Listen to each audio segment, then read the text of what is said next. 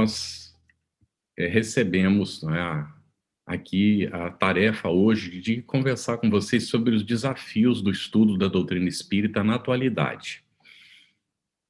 Bem, o estudo do espiritismo tem uma profunda relação com a educação. E a educação tem sido um desafio em todos os tempos da humanidade. Todos os povos que foram despertando para a sua necessidade têm enfrentado esse desafio. Na época de Hippolyte Léon Denis Arrivaio, ainda ele jovem, recém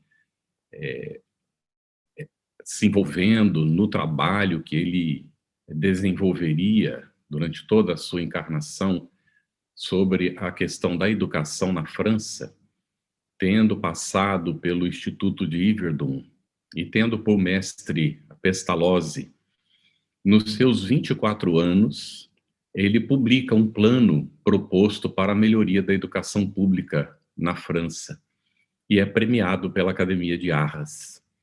Nós queremos destacar dois aspectos, bem rapidinho, para nós entendermos depois o papel do espiritismo nessa questão da educação.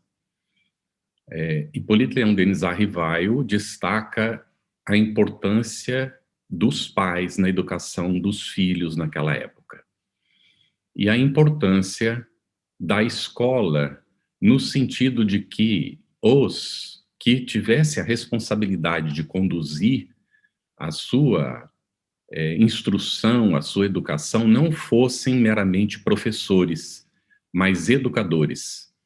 E estabelece a diferença em relação ao assunto. E vai destacar a importância do educador observar o aspecto dos valores, da construção do homem útil para a sociedade e um indivíduo responsável dentro da sociedade. Uns 30 anos depois, agora como Allan Kardec, depois de ter travado contato com os fenômenos das mesas girantes, da comunicação dos espíritos, Allan Kardec vai aproveitar ainda a sua experiência de pedagogo, vai aproveitar o que aprendeu com Pestalozzi e dentro, então, do escopo do espiritismo, da doutrina nascente, ele vai destacar a importância da educação moral da criatura. Ele pergunta aos espíritos, muito acertadamente, por que o espírito passava pelo período, o espírito passa pelo período da infância. Questão 383 do Livro dos Espíritos. E os espíritos respondem que nesse período da reencarnação, o espírito é mais maleável às impressões que recebe e já comentam que os pais têm responsabilidade sobre isso. Então, nós aprendemos por impressão. Nós trazemos isso, é um processo atávico. Enquanto princípios espirituais, nós aprendíamos por impressão. E no período infantil, a gente repete essa experiência atávica, que é gravada na nossa organização perispiritual, de registrar as coisas e aprender por impressão. Aquilo que nós vemos fica registrado. E então é por isso que a gente costuma dizer que é muito importante que as crianças vejam e acompanhem exemplos de esforço, de superação, não superpais, mas pessoas que estão fazendo o seu esforço de melhoria, de aperfeiçoamento, e que aprendam nesse período os valores da família. Depois, na questão 385, ele pergunta por que é que o espírito, quando chega no período aí da adolescência, ele sofre essa mudança brusca. Isso é uma questão profundamente psicológica, não é? A psicologia diz que é porque o indivíduo muda a organização física, seja o homem ou a mulher, mais ou menos nessa idade, fica muito confuso, já é tratado pelos outros, às vezes como adulto, às vezes como criança, fica nessa... Mas aí os espíritos vão responder a Allan Kardec, que é nesse período que o espírito se depara com a sua própria realidade. E aí nós vamos entender que é nesse período que a bagagem espiritual acumulada desde o passado remoto vai, de maneira inconsciente, se apresentar para o indivíduo nesse período em que ele vai passando pela pré-adolescência, adolescência, e há indivíduos que ficam presos nesse processo, têm 80 anos e seguem adolescentes. Não conseguiram completar o processo. Mas quando completa, mais ou menos aos 21 anos, 22 anos, 24 anos, normalmente assumiria a responsabilidade adulta, o que já é um tanto tarde, porque os judeus, na época de Jesus, os hebreus, aos 13 anos o homem estava apto a casar-se e a mulher aos 12 anos e meio. Então, nós temos aí, logicamente, um atraso. E esse atraso aumentou tremendamente no nosso período, e nós vemos, então, jovens com 30 anos, 35 anos, na dependência dos pais. Ainda não saíram para a vida profissional, às vezes saíram, mas não saíram ainda da dependência dos pais. É uma situação bastante complexa que a nossa sociedade precisa examinar. Allan Kardec vai aprofundar o assunto em 2 comentários que ele faz no Livro dos Espíritos, as questões 685 e 917 do Livro dos Espíritos, destacando a importância da educação moral, não a que se aprende nos livros, e nem aquela que se aprende na escola como instrução, mas a arte de formar os caracteres. E vai dizer que essa educação é a solução para os males da sociedade, inclusive os males econômicos que a sociedade sofre. Então, nós observamos que, dentro do que Kardec propõe, o espiritismo transcende a realidade material. Ela trata do ser criado simples e ignorante, que acumulou experiências no período, conforme a questão 607 do Livro dos Espíritos, a 610, que podeis chamar de pré-humanidade, e criado simples e ignorante é colocado, então, na luta no campo da matéria, para desenvolver os seus potenciais depositados por Deus em germen naquilo que nós chamamos princípio espiritual. Com o tempo, esse princípio espiritual vai adquirindo a capacidade de decisão, que é chamado na nossa condição de livre-arbítrio. E, com isso, vai nascendo progressivamente a responsabilidade pelas suas ações e, inclusive, até por aquilo que deixa de fazer quando tem a necessidade de agir e se omite na relação com os seus semelhantes e perante a lei divina que é inserida na sua consciência, porque na medida em que avança, desenvolve-se a consciência do indivíduo e com o desenvolver da consciência, o indivíduo trava contato com a lei natural, a lei divina que está inscrita na sua consciência, e com isso, então, aprende a responsabilidade na ação das suas decisões no livre-arbítrio. No contexto atual, o que é que nós encontramos? Nós fazemos parte de um planeta que nasceu como todos os outros, num período primitivo, onde não havia possibilidades nem de encarnação de nenhum ser.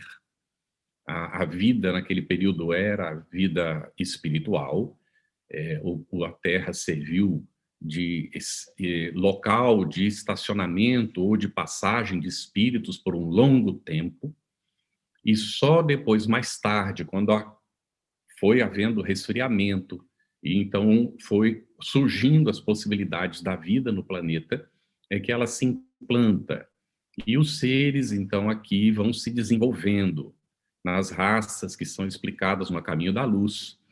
E nesse desenvolvimento, nós vamos avançando e adentramos um período de maior responsabilidade. Receberemos, então, a agregação daqueles que são chamados capelinos, num certo período, que nós não sabemos até se não somos alguns deles ainda aqui habitando o planeta, e com isso nós entramos no período da expiação e provas. Bem, e aí passamos esse período longo de expiação e provas, e quando o Espiritismo é codificado, Allan Kardec, no livro A Gênese, vai registrar uma possibilidade de que esse período de transição entre expiação e provas e regeneração havia começado aproximadamente uns 100 anos antes da codificação. E então, nós passamos por esse período. O Espiritismo vai surgir justamente nesse período para auxiliar a humanidade a se preparar para a era da regeneração, dando à humanidade os elementos necessários e suficientes para que pudéssemos adentrar esse período. Então, nós estamos hoje, dentro do contexto atual, numa transição da inconsequência para a consciência. Da inconsequência para a consciência. Cada vez mais que nós avançamos, nós vamos nos dando conta das nossas responsabilidades, a lei divina vai falando mais alto dentro da nossa própria essência, e nós vamos, então, nos fazendo cada vez mais consequentes, mais responsáveis nas nossas decisões, e a humanidade, então, nesse período, é convidada a assumir o período da consciência desperta, quando nós passamos voluntariamente a renunciar ao apego à matéria. E vamos compreendendo que nascemos do berço da matéria para evoluir como essências espirituais que somos e nos libertarmos do jugo da matéria. Esse o grande desafio que nós temos enfrentado no nosso processo evolutivo. E o Espiritismo, então, anuncia essa nova era desde o começo da codificação. Desde que foi apresentado pelos espíritos superiores, eles já falaram para Allan Kardec dessa transição e dessa entrada nesse novo período, esse período chamado da regeneração. Então, nós, como seres humanos, estamos chamados a assumir o controle. Atenção, por gentileza. Até agora tivemos da dependência, não é, dos nossos mentores amigos, dos espíritos que nos acompanham, de Jesus principalmente, a quem nós pedimos tudo, estamos sempre implorando. E agora nós estamos sendo convidados a assumir finalmente a nossa maioridade. Na verdade, Jesus já nos tinha convidado a isso. É por isso que nós falamos um pouquinho sobre a questão dos judeus na época. Não havia esse período que a gente chama de juventude ou mocidade. O judeu, ele saía da infância para a maturidade. Ele já assumia as responsabilidades. E Jesus veio no contexto daquele momento e convidou a humanidade a sair da infância para a maturidade. Mas nós escolhemos, por rebeldia, passar pela juventude. Nós poderíamos ter tido uma juventude muito mais produtiva, uma juventude como humanidade muito mais conduzida pelos valores que Jesus veio nos apresentar. No entanto, nós escolhemos, por rebeldia, nos tornar jovens, rebeldes, para construir o nosso próprio caminho. E o caminho, na verdade, ele já está muito bem definido e nós criamos um grande atalho dentro do nosso processo evolutivo. E agora, então, como Jesus sabia disso, prometeu a vinda de um outro consolador, que nós sabemos que é o Espiritismo, e o Espiritismo vem nos convidar de novo a assumir agora, então, a responsabilidade dessa maturidade espiritual. Bem, então nós somos chamados a assumir o controle, mas a natureza não dá saltos.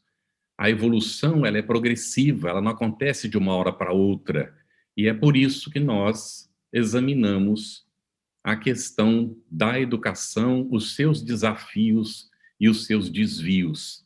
E dentro disso, os desafios da nossa área de estudo do espiritismo dentro do movimento espírita. Allan Kardec registrou, e que depois foi publicado, depois da sua desencarnação em obras póstumas, a importância de um curso regular de espiritismo, com o fim de esclarecer os espíritas e formar uma grande quantidade de médiuns conscientes. Foi preciso mais de 100 anos para que nós pudéssemos implantar, pela primeira vez, um curso regular de estudo do espiritismo. E graças a Deus começamos bem, seguindo a inspiração da espiritualidade, porque começamos pela infância, com a evangelização espírita.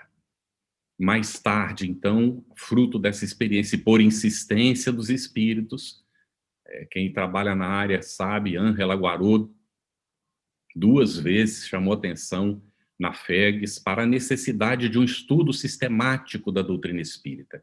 Os centros espíritas estavam afastados da proposta do codificador, realizando reuniões mediúnicas, às vezes palestras públicas, mas sem um estudo regular, nem mesmo da obra básica. E anos depois, mesmo com tudo que a gente já tem implantado, a Federação Espírita Brasileira fez um pequeno levantamento e descobriu que a maior parte das pessoas que estão nos grupos mediúnicos não tinham lido o Livro dos Médiuns, não leram o Livro dos Médiuns sequer. Então, nós estamos diante de um grande desafio, grande desafio. O que é que nós fizemos durante esse período com o surgimento da evangelização e do Oeste? Nós importamos modelos da escola tradicional.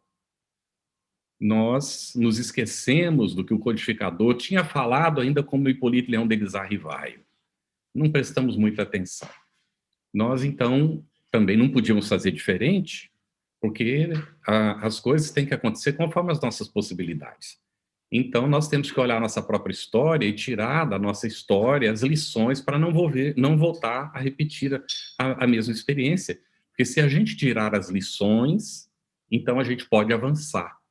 Então, foi necessário que nós mesmos amadurecêssemos dentro do processo. No próprio processo, nós fomos amadurecendo. Houve um momento, inclusive, de muitas acusações ao movimento espírita, especialmente ao ESD, de haver escolarizado o centro espírita.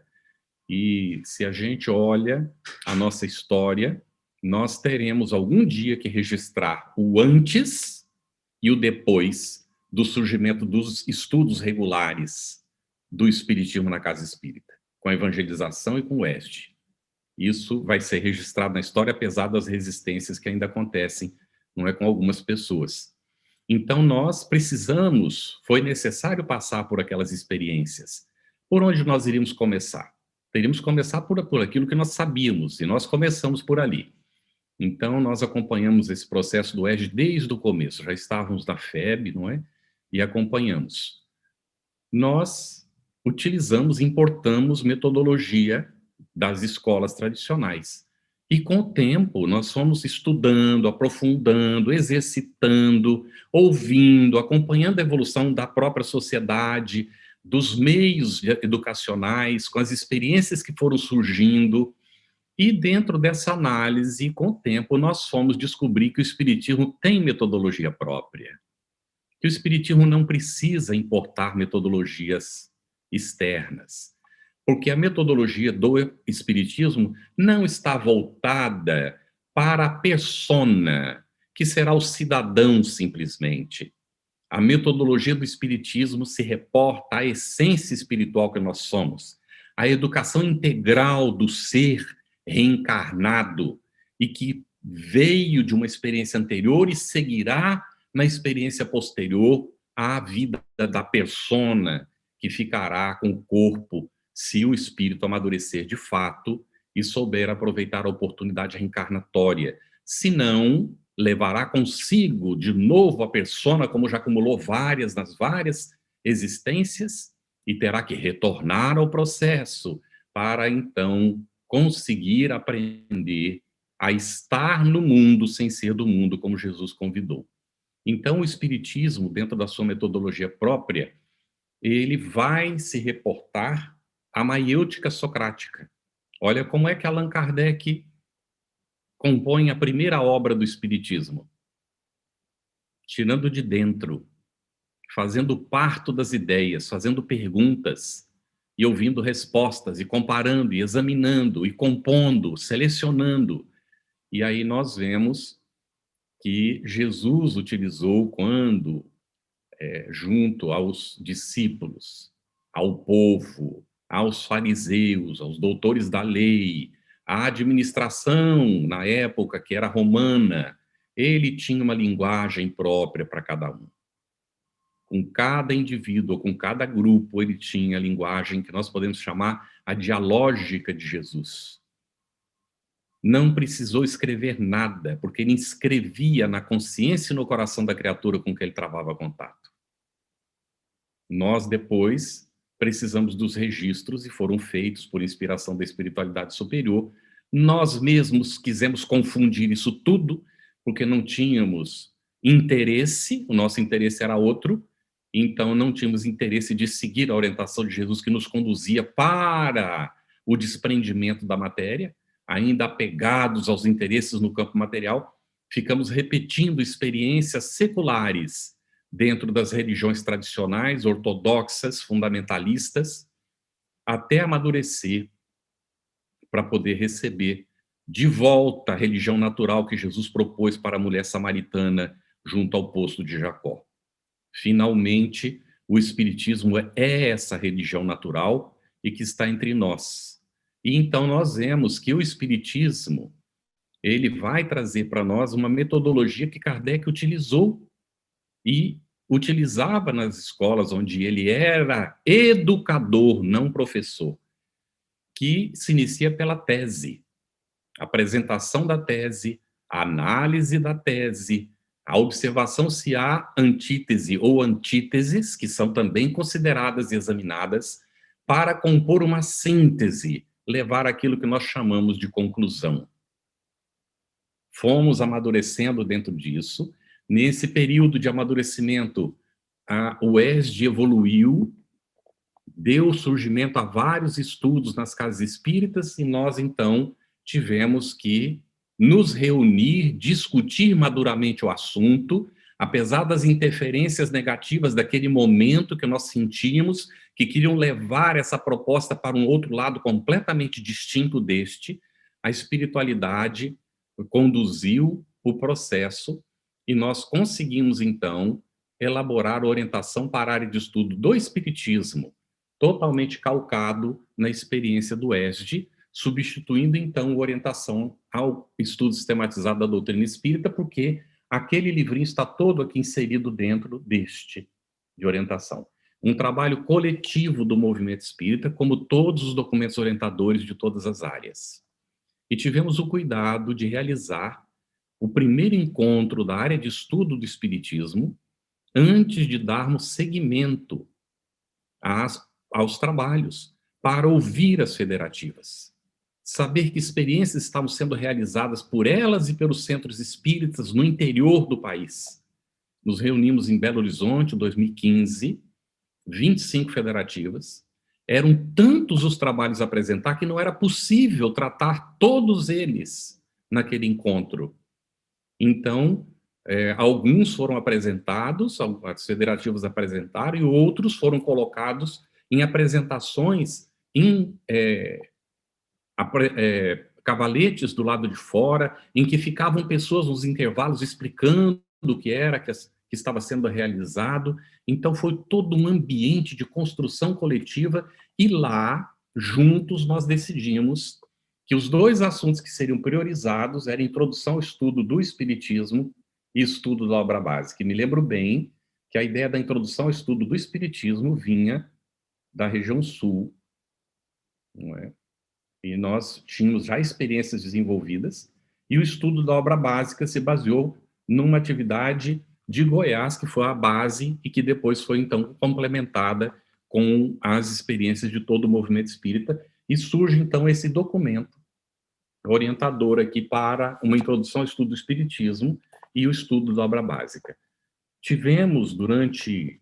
Já estávamos fazendo, e levou tempo, levamos aí 3, 4 anos trabalhando numa revisão do estudo sistematizado da doutrina espírita. Vocês podem ver aqui em cima, tem um selinho que vai informar que essa edição é revista e atualizada. E aqui, então, o ESD já sofre a influência daquilo que foi colocado no documento orientador. Já não mais uma única atividade proposta, várias atividades, às vezes, dentro do mesmo roteiro, dando ao facilitador a possibilidade, então, de aplicar aquilo que ele considera mais adequado para aquele grupo. E, às vezes, até não seguir adiante sem aplicar, às vezes, duas das propostas em alguns dos roteiros.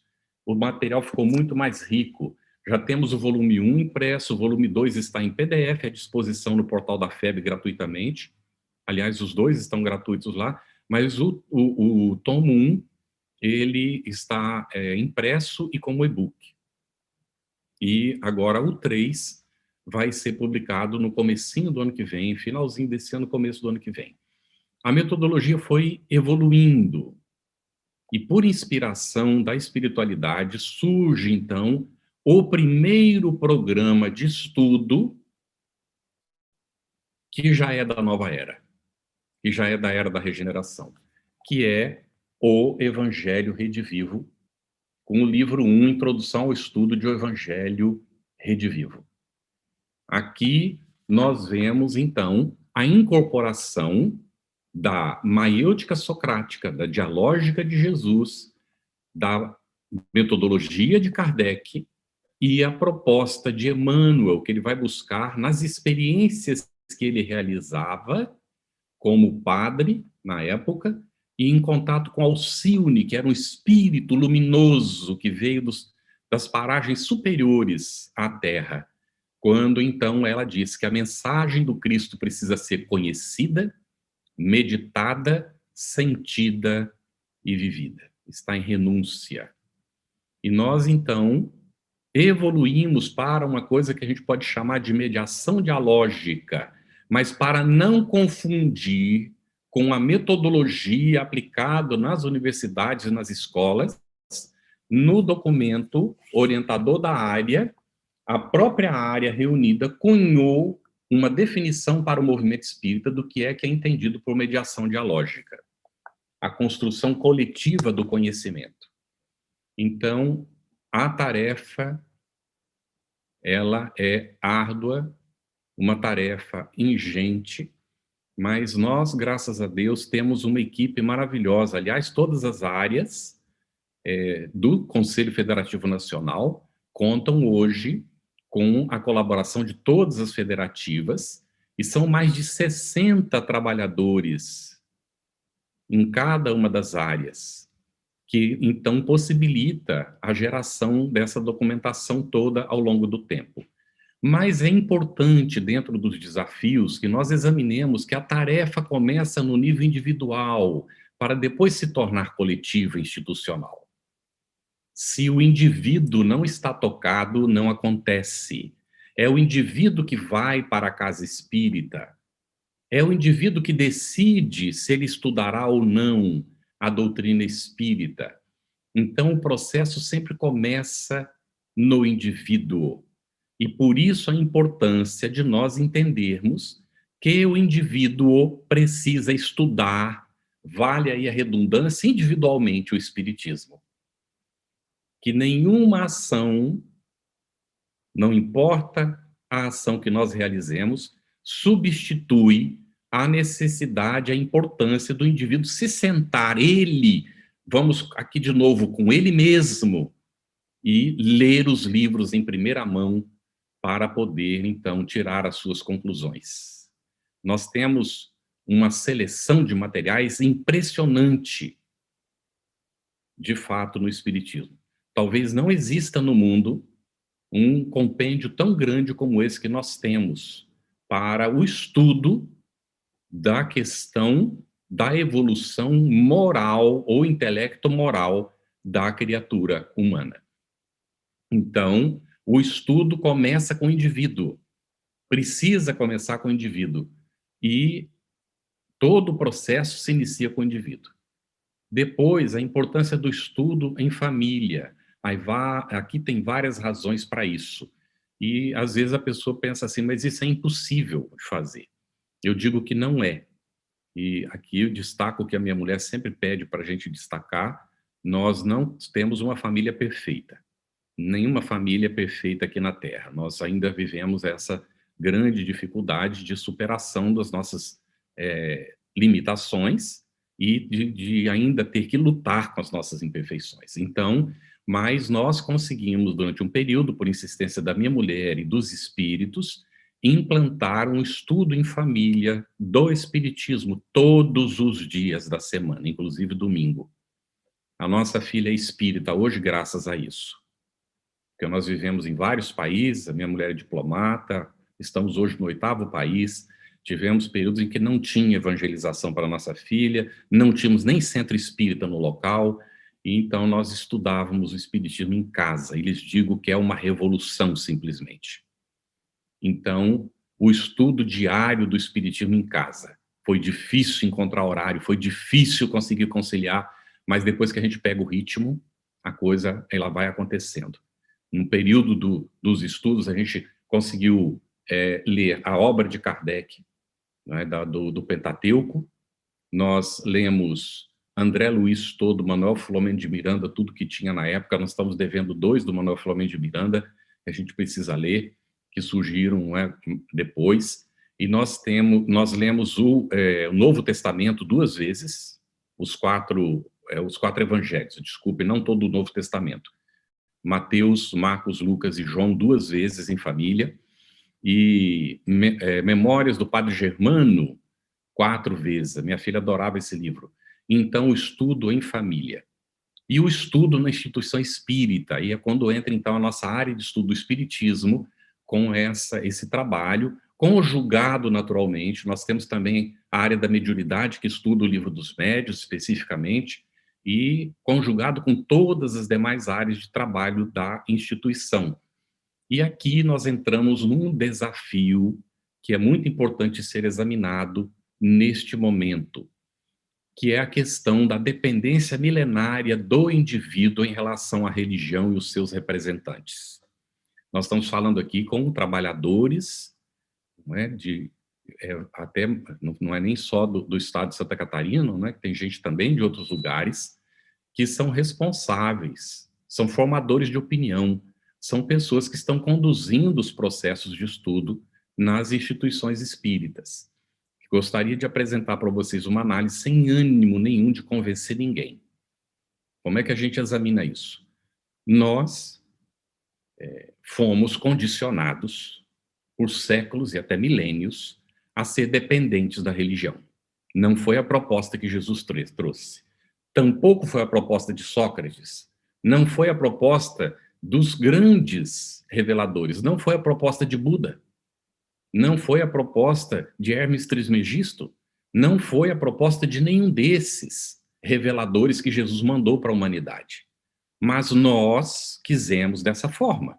Então, criamos os nossos sistemas de manutenção de poder e passamos a ensinar doutrinas pessoais ou de grupos decididas em concílios, contrariamente àquilo que Jesus apresentou.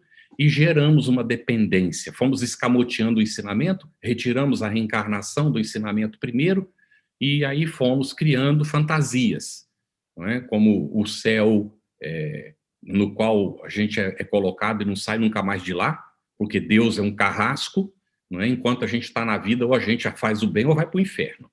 Então, pensamos que com as ameaças as pessoas poderiam ser boas, não é? E aí criamos todas essas coisas. Aí Lutero vem para fazer a reforma e também falha, infelizmente, porque vai criar uma fantasia que não está no Evangelho. A hora que a gente morre, quem morre o quê? Quem é que morre? Ninguém morre, o que morre é o corpo. Mas na hora que morre, segundo a concepção, o indivíduo vai para o sono, vai dormir até o dia do juízo final. Quantas dores e sofrimentos. Imaginem que agora, com a pandemia, que a gente já vai entrar nela, com toda essa problemática da pandemia, os nossos irmãos, e nós temos familiares que são evangélicos, que são protestantes, eles não oram pelos familiares que desencarnaram na Covid. Então, olha, nós espíritas, precisamos orar por esses familiares, não é? Por esses amigos, por essas pessoas que a gente sabe que não estão recebendo orações. Já imagina a solidão dessas criaturas? Se chegam no mundo espiritual numa situação de necessidade e não recebem nem a vibração da família em favor deles? Olha o complexo da coisa. Então, nós precisamos, como espíritas, estar atentos, porque a tendência das pessoas como massa, como agrupamento humano, a tendência é seguir o processo atávico. Sai da dependência da igreja e vai para a dependência do centro espírita. Sai da dependência do pastor e vira dependente do dono do centro. Sai da dependência do representante da religião e fica pendente do palestrante ou do médium principal. Então, nos cabe, como formadores de opinião, que estamos lutando para o desenvolvimento de valores morais, que as pessoas não fiquem dependentes de nós. Muito cuidado com essa onda da internet, de ter muitos seguidores, essa coisa toda. Que a instituição tenha seguidores, mas as pessoas, como alagação de ego, é um grande problema, é um grande desafio para nós, como espíritas, que trabalhamos nessa área. Então, nós estamos vivendo hoje um momento muito complexo que se chama pandemia. Aí vocês perguntaram por que você deixou isso para o finalzinho, não é? Podem fazer perguntas à vontade, se a gente puder atender, estaremos às ordens. No entanto, nós já começamos dizendo assim, vai passar. As anteriores passaram, essa também vai passar.